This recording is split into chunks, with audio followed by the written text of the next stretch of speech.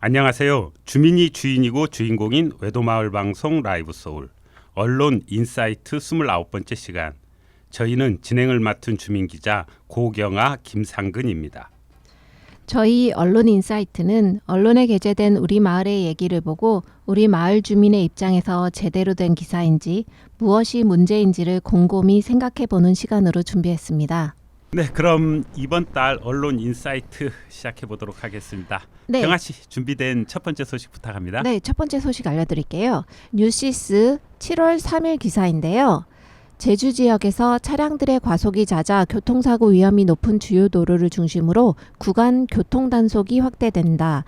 제주지방경찰청은 최근 구간 무인 단속 장비 확대 5개년 계획을 마련해서 올해부터 2024년까지 교통사고가 자주 발생하는 24개 구간에 단계적으로 구간 교통 단속 장비를 도입키로 했다고 밝혔습니다. 네, 지금까지 교통 단속은 그 지점령 단속이어서 구간에 구간이 아니고 한 지점에 그 교통 단속기를 설치해서 단속하는 형태잖아요. 맞아요. 네. 그 문제점이 있죠. 그러면은 요즘 내비가 워낙 좋다 보니까 알려주는 사람이 있어서 쭉 가다가 그 속도 부분만 줄여라 하면은 속도를 줄이죠. 잠깐. 네. 아주 뭐 길면은 한 1km고 짧으면은 한 몇백 미터. 네네네. 살짝 감속했다가 다시 과속해 버리는 네. 그런 문제가 있어서 이 구간 단속이 나온 것 같네요. 네네.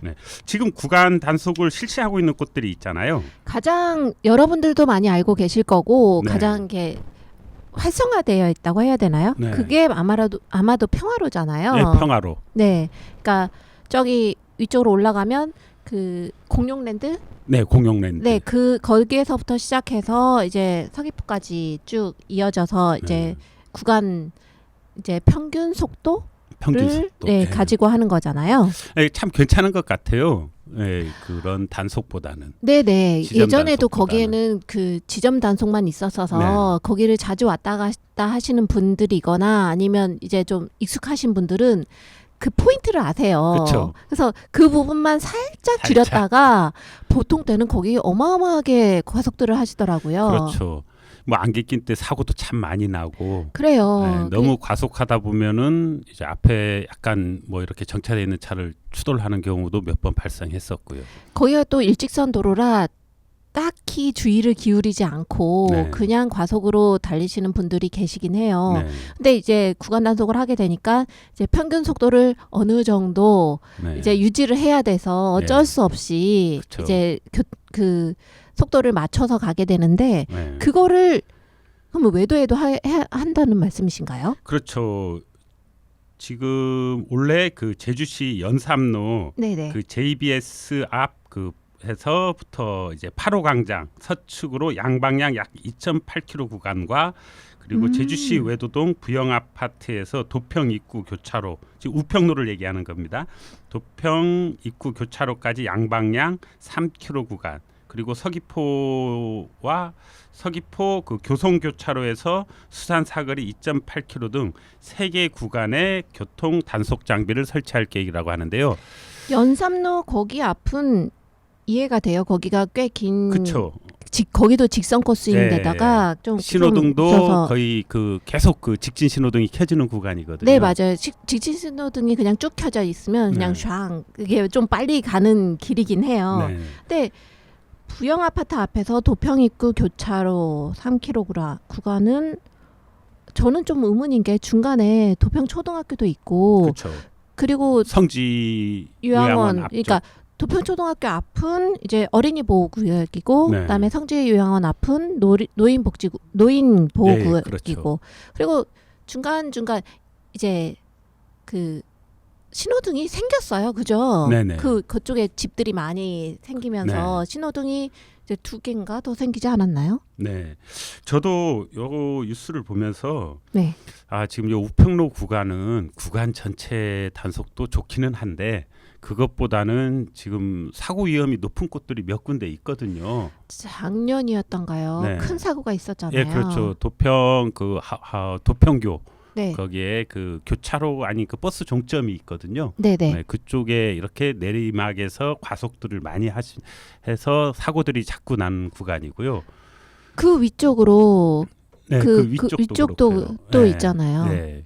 그리고 뭐 좀 더 내려오면은 지금 부영 아파트 입구도 그나마 이제 그 주민들이 이제 얘기해서 과속 그 장비를 달았어요. 네네네. 그거는 구간이 아니고 지점으로 했죠. 예, 그거를 설치해서 그나마 그쪽에는 속도를 떨어뜨리는 경향이 있는데 그렇게 좀 위험한 구간에 대한 지점 단속도 이 우평로에는 필요하지 않나 그런 생각이 들거든요.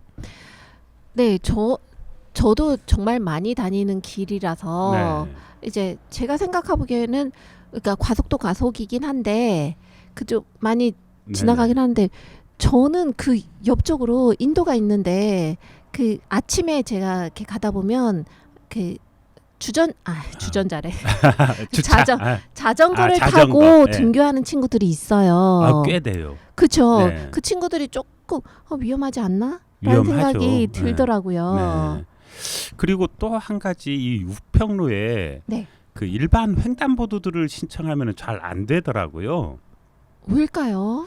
그러게요. 지금 뭐 몇 군데 그 마을에서도 신청하고 있는데 네네. 그쪽에 이제 요즘은 횡단보도만 있어도 음. 그렇게 보행자만이라도 안전하게 이 통행할 수 있으면 그나마 사고 위험이 줄어들 건데 그것도 잘 안 되고 있고 그 요즘은 인도도 약간 그 과속 방지 턱 비슷하게 되잖아요. 네네. 예, 그렇게 해서 좀 턱을 예, 높여서. 턱을 높여서 네. 일단은 아까 얘기한 그 자전거 그 통학하는 학생도 그렇지만은 아무래도 이 도평이나 이쪽에 노인분들이 많이 사시는 곳이거든요. 아직까지는. 그렇죠. 네, 그런 분들이 네. 이제 버스를 타거나 이동할 때 도로를 건너야 되는데 네네. 지금은 사실상 횡단보도가 없는 도로를 건너다 보니까 그리고 위험하죠. 도로가 넓어서 그쵸. 한참 건너는데도 한참이 네네. 걸려요. 네. 그래서 최소한 뭐 지금 구간 단속 장비가 들어오는 거는 참 좋지만 네. 그 전에 그러한 부분들 이렇게 횡단보도 신호등이라든지 아니면은 인도를 좀 더 안전하게 보호할 수 있는 이런 것들이 필요하지 않나 이렇게 생각이 드네요. 그러네요. 이게 이것도 필요하고 저것도 필요하고 그 그렇죠. 안전을 위해서는 여러 가지가 필요하네 정말. 네. 그리고 뭐 지속적인 노력을 하는 것 같아요. 네네. 뉴스 기사에 보면은 제주 지방 경찰청 관계자는 그 해마다 구간 교통 단속 5에서 6구간씩 지속적으로 설치할 것이라며 발음이 진짜 어렵네요. 구간 교통 단속 장비가 도입되면 위험 구간 전체에 대한 감속을 유도하고 과속으로 인한 사고가 현저히 줄어들 것으로 기대하고 있다라고 밝혔는데요. 어쨌든 지속적으로 이러한 구간 단속 장비는 늘려갈 것 같습니다. 그냥 제주도 전체가 과속하면 안 된다 이렇게 그냥 인식이 박혀 버려야 될 것 같아요. 네. 사실상 큰 시간 차이는 없는 것 같아요. 맞아요. 네, 특히 뭐 업무적으로 이동하시는 분들은 좀 바쁜 일이 있어서 그러나 보다 하겠지만 일반 자가용을 운행하시는 분들 아니면 뭐 관광 오신 분들이라든지 이런 분들은 여유 있게 이렇게 주변도 보시면서 신호의 속도에 맞춰서 항상 움직이면. 그렇잖아요. 저를 이제 제가 정상 속도로 가고 있는데 저를 지나쳐서 쌩 하고 지나가는데 네. 결국 앞에 신호등에서 같이 만나잖아요. 네. 비슷해요. 가는 시간은 그냥 그렇습니다. 천천히까지는 아니고 그냥 네. 예, 규정 속도로 가면 될 것 같습니다. 네. 뭐 제주도 지금 일주도로로 한 바퀴 돌면 한 2시간 걸릴까요? 2시간요. 네. 뭐 끝으로 한 바퀴 돌아도 2시간이면 가는 거리 이내에 있을 건데 여유를 가지시고 그렇게 운전을 하시면 좋겠습니다. 네. 네, 다음 기사 부탁합니다. 네, 다음 기사입니다. 7월 20일 기사인데요. 한라일보입니다. 태풍 다나스 제주 통과 기사인데요. 20일 오전 제5호 태풍 다나스가 제주를 관통하고 지나간 가운데 제주특별자치도에는 농가 침수, 주택 침수 등의 피해가 다수 접수됐다라고 밝혀져 있는데요. 네, 이번 태풍 피해가 있었겠지만은 어쨌든 그 다른 큰 태풍에 비해서 바람이 좀 약했잖아요. 네, 관통이었는데도 크게 바람 피해는 없었던 것 같은데 비가 너무 많이 왔어요. 그렇죠. 이번 태풍은 바람보다는 그 폭우, 네네, 폭우. 네, 비 피해들이 좀 많이 발생한 것 또 같은데. 단시간에 많이 왔잖아요. 네, 구체적으로 한번 그 침수 피해 한번 말씀해 주시겠어요? 네. 구체적으로 도로 침수가 11건이 있었고 네네. 주택 침수 19건, 도로 파손 3건, 하수 역류 6건, 배수 지원 6건, 기타 48건의 그 침수 아, 뭐죠? 네. 뭐 이런 피해. 침수라든지 네. 이런 역류 어쨌든 보니까 전부 이 물에 관련된 피해들이네요. 그렇죠. 보통이라면 네. 뭐 이렇게 파손됐거나 아니면 뭐가 이렇게 무너졌거나 네. 넘어갔거나 이런 말들이 있어야 되는데 지금은 거의 역류, 침수 이런 말들이 많네요. 네, 우리 도평동이나 요 외도동 같은 경우도 이 하수 역류가 좀 많이 발생한 것 같아요. 네네. 이게 상습적으로 발생하는 지역들이 몇 군데 있거든요. 뭐 요 외도 내도 쪽도 그런 경우가 많이 발생하고 네. 우리 도평도 그런 경우가 좀 발생하고 외도동에도 이 역류가 발생하는 지역들은 아무래도 이런 태풍이 오기 전에 미리미리 이렇게 손을 쓰면은 좋은데 꼭 한두 건씩은 발생하는 것 같아요. 그렇죠. 네, 그리고 또 보면은 이번에 이렇게 잘 언론에는 그냥 단순하게 그 농가 침수 이렇게 농작물 피해에 대한 부분은 많이 나오지 않는 것 같은데 사실상 이번 비가 많으면은 기본적으로 농작물 피해들이 발생하거든요. 발생 안 할 수가 없을 거예요. 그렇죠. 네. 이렇게 잠겨버리면은 특히 요즘 그 농사는 콩들이 이렇게 한참 올라올 시기여서 그런 콩 작물이 이렇게 침수되는 경우도 많았고. 그리고 여름 작물하면 수박 네, 수박 괜찮나요? 수박 안 괜찮아야 되는데 저희 수박을 너무 좋아해서. 그렇죠. 아무래도 이제 수박은 지금 거의 끝물이어서 그래도 피해는 발생했겠죠. 이렇게 잠겨버리게 그렇죠. 되면은 네. 한번 잠기면은 사실상 그 농작물은 이제 끝나버리게 되니까. 근데 저희 친정이 이제 그 하우스를 했었어요. 네. 근데 작년에 이제 태풍이 왔을 때 저희가 무너져가지고 아우, 그래서 나름 피해를 받았었는데 네. 이게 피해 증명하는 게 어렵더라고요. 좀 까다롭죠. 네. 아무래도. 네. 저희는 이제 피해를 받아서 속상한 가운데 그걸 네네. 또 하나하나 증명을 해야 되고 그리고 증명도 잘 쉽지도 않고 그렇죠. 같은 맥락일 것 같아요. 특히나 저희는 이제 하우스라서 이렇게 무너진 게 눈에라도 보이지만 네네. 그냥 물에 침수되는 거는 이렇게 피해가 이만큼이다 딱 이렇게 수치로 나타내기가 쉽지 않죠. 네, 그나마 요즘에는 이제 농작물 피해 보험이라는 제도가 굉장히 많이 활성화가 돼 있어서 네. 네, 도에서 지원을 해주고 뭐 농협이라든지 축협, 감협 이런 데서가 지원을 해줘서 보험을 가입할 수 있게 돼 있어서 그나마 이런 태풍 재해구역으로 되지 않더라도 좀 부지런히 하면은 그 보상을 받을 수 있는 제도들이 많이 이렇게 돼 있습니다. 그래서 그나마 좀 낫죠. 하지만 아직도 그런 걸 신청해서 받고 하는데 그 과정이 복잡해서 특히 나이 드신 어르신들 이런 분들은 보상을 받지 못하고 그냥 가슴 앓이만 하는 경우들도 많죠. 보상도 보상이고 정말 이렇게 농사 짓는 분들이 종종 하시는 말씀이 자식 같은이란 말씀을 하시더라고요. 네. 키우는 작물들을. 네. 근데 그게 잘못되면 네. 저희 친정 아버지도 고이 우울증 직전까지 가셨었어요. 그렇죠. 너무너무 속상하셔서 한 해 농사가 이런 네. 자연재해로 무너진다라는 게 크거든요. 들인 공이 너무너무 네. 크시니까 네.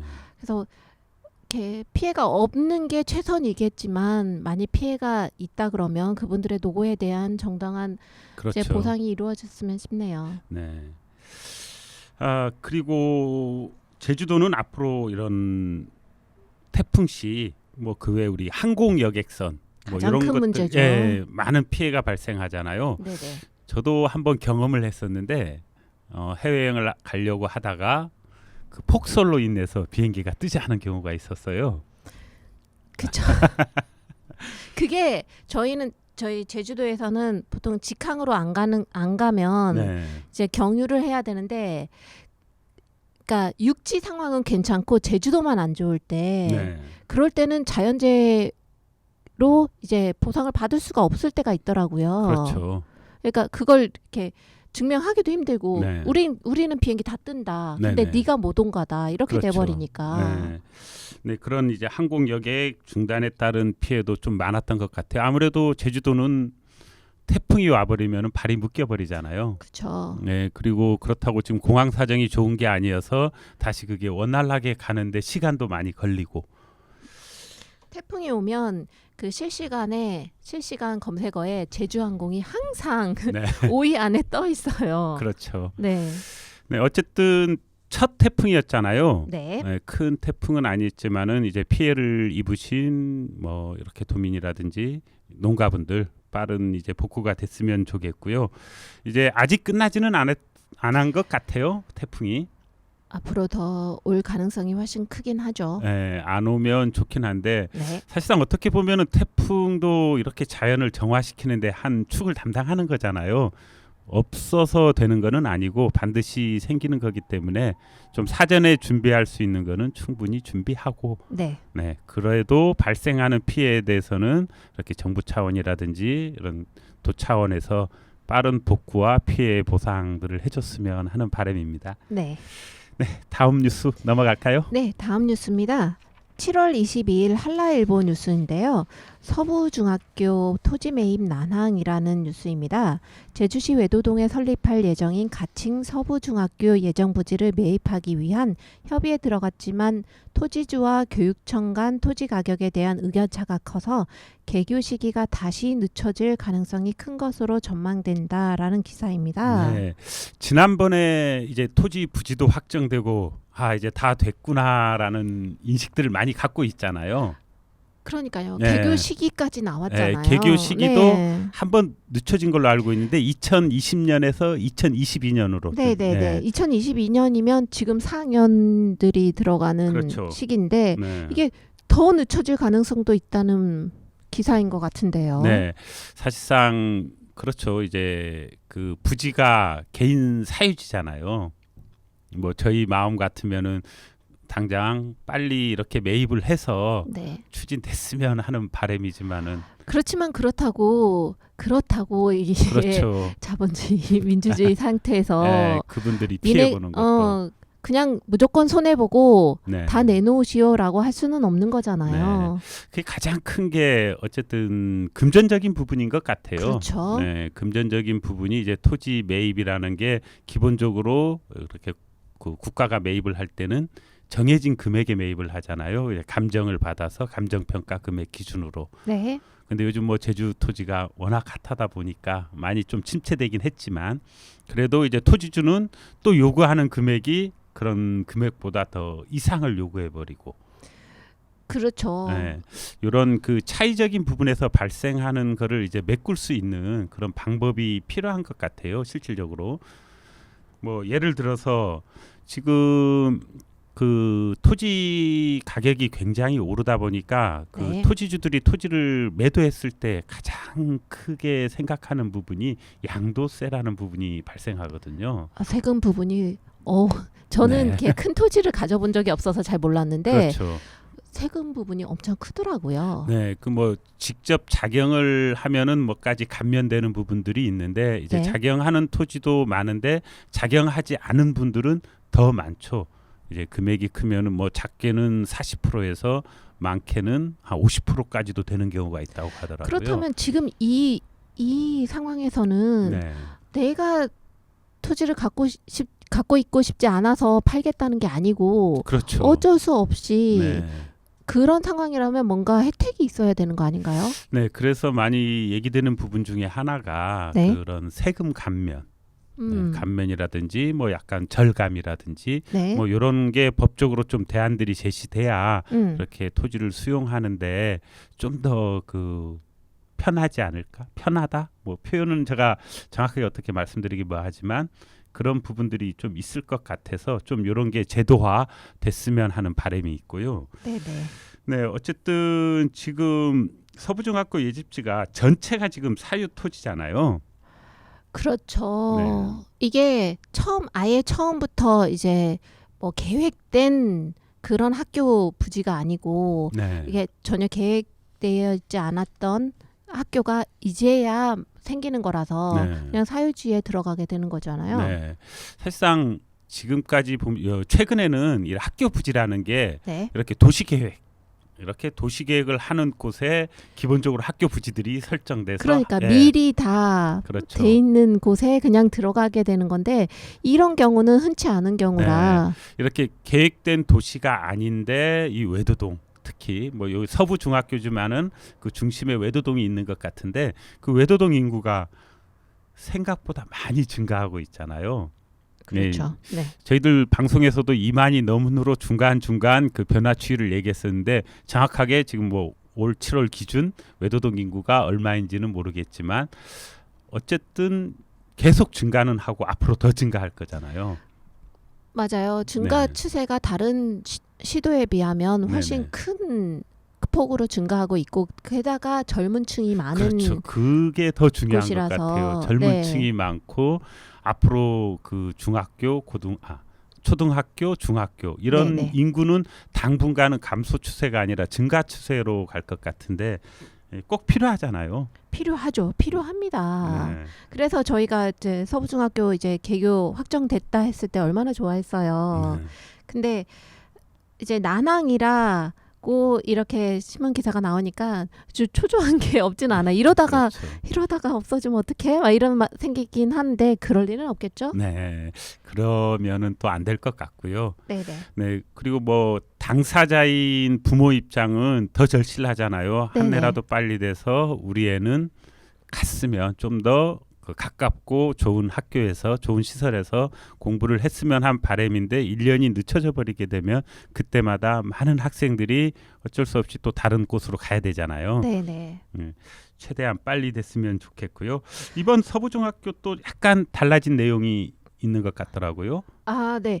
원래 서부중학교 규모가 지금 12학급씩 3학년, 네, 1학년, 2학년, 3학년 특수학급을 있고 포함해서요. 네, 네, 거기에 특수학급이 들어가서 네네. 전체 37학급 네, 그러니까 규모가 1,080명이나 돼요. 네. 예, 큰 규모잖아요. 네, 규모도 이렇게 넓혀지고 있는데 네네. 이제 문제는 딱 한 가지네요. 모든 거는 준비가 돼 있고 이제 네. 토지 매입만 된다면. 네, 토지 매입 저희 입장으로는 네. 이제 좀 양보를 해주셨으면 싶은데 그렇게만 말씀드릴 수 네, 없는 그렇죠. 게, 예, 그럴 순 없잖아요. 그래서 네. 양쪽 다 어느 정도 만족할 수 있는 네. 합리적인 선택이 나왔으면 좋겠다 싶기는 한데 쉽지 않은 건 저희들도 알죠. 그렇죠. 네, 알지만 어떻게든 도출이 됐으면 싶네요. 네, 네, 저도 같은 생각인데요. 그 토지주 분도 이렇게 그 지역에 공헌할 수 있는 부분인데 최소한의 그 이런 손해를 보시면 안 되고 이렇게 좀 고민을 해주시고 또 뭐 그거는 그거잖아요. 이렇게 기존 가격보다 뭐 싸게 팔라라는 강요는 아니지만은 현실적인 가격을 고민하시면 이거 관에서도 그거에 맞춰서 토지주가 최대한 손실이 없을 수 있는 방법의 뭐 제도적인 부분이라든지 이런 부분으로 접근해서 원만한 마무리가 됐으면 하는 바람입니다. 네.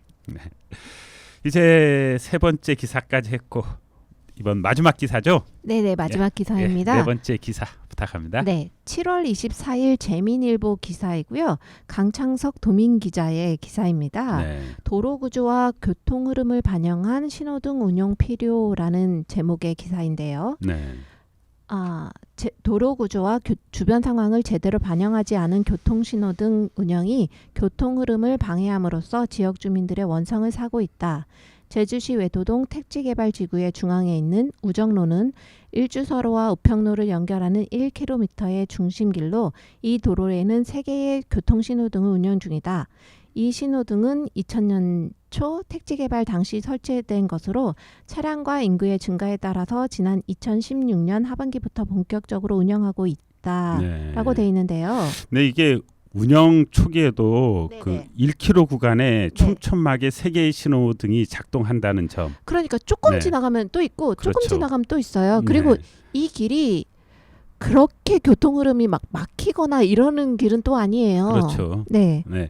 그리고 또 한 가지는 이제 설계 후 15년이 지난 지금 지금 그 상황이 많이 달라졌음에도 이미 설치됐다는 이유로 그 지역 주민의 이견 수렴 없이 그대로 운영하는 게 적정한가에 대한 그 지역 주민들의 우려도 많았거든요. 그러니까요. 15년 전 외도하고 지금의 외도는 그렇죠.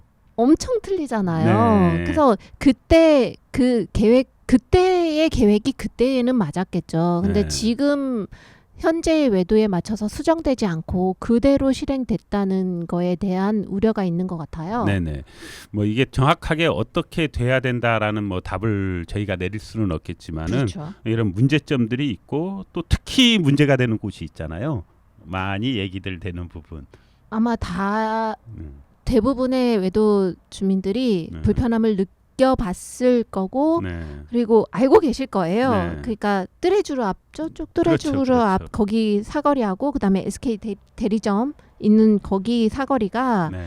이제 그 직선 이 거기가 1차선 네네. 도로잖아요. 네. 그러니까 왕복으로 그렇죠. 2차선 도로라서 그러니까 직선을 하기 위해서 대기하고 있으면 우회전을 할 수 우회전이 있는 있고. 차가 그렇죠. 우회전을 못 해요. 뒤에서 계속 네. 대기를 하고 있어야 돼요. 그래서 근데 거기는 직진보다는 우회전을 차량이 하는 더 차량이 많고요. 훨씬 더 많죠. 또 우회전을 하려고 하면은 보행자 신호가 켜져 보행자 버리잖아요. 신호가 켜져서 네. 그게 좀 조금 위험한 면도 없지는 않아요. 왜냐하면 네.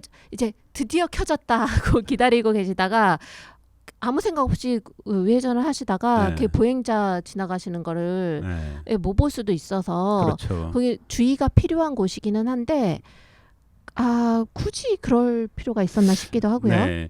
어쨌든 거의 15년 그 지난 그 설계잖아요. 이렇게 네네. 그 후 이 변경된 그 도로 우정로 모습을 보면 뭐 예를 들어서 크라운마타 삼거리 그쪽이 어떻게 보면 더 필요할 수도 있고 그쪽은 제가 보기에는 많은 분들이 더 필요해요. 요구하는 부분이 네.